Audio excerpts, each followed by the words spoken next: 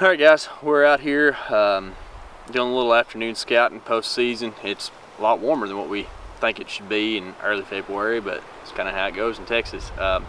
We are just south of a large wheat field that is quite the deer draw, and there's some good trails headed into it, and we're trying to find some of the bedding and possibly staging before you get there. We've come up into the middle of this big cedar thicket and found these hedge trees, which we feel like are a buck bed.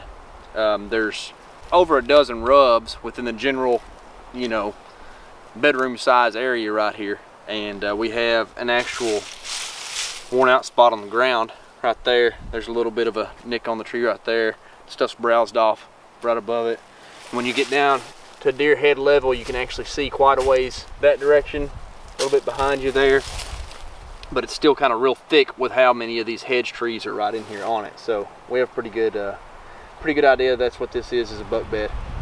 So we'll be looking for a few more.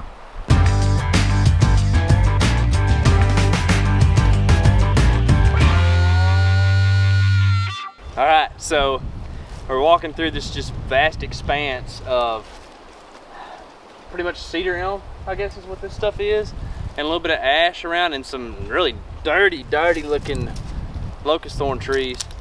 And I spot bone on the ground, and I'm confused for a little bit because, okay, here's a tine, but there's a main beam. It's a matching pair next to each other. I've never found a matching pair next to each other. South Texas, Colorado, anywhere I hunted sheds, I found a few here, and here we are in the weirdest place to find a matching set. How cool is that, man?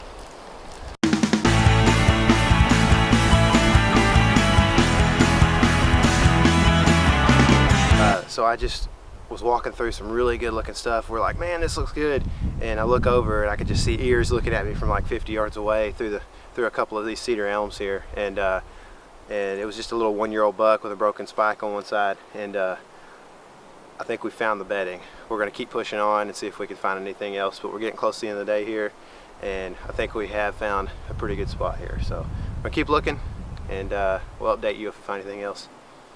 All right, so I just had one of those crazy experiences where some deer let me get way closer than you normally think they would, which is kind of crazy how smart they can be. I just jumped 2 bucks, not really what you call mature, but up and comers. One was a high and tight 8 that looked 2.5, maybe 3.5, and the other was a long main beam like junk, but he had some potential. And you can see, evidently a bed right there, and most likely a bed right here. I know this is exactly where they came from, so they were bedded here.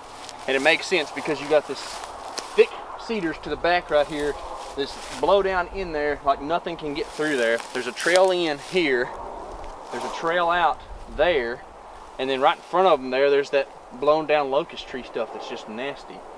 So we've jumped, that makes 3 bucks in the last 100 yards or so, right in this area, along with a whole lot of beds that we found.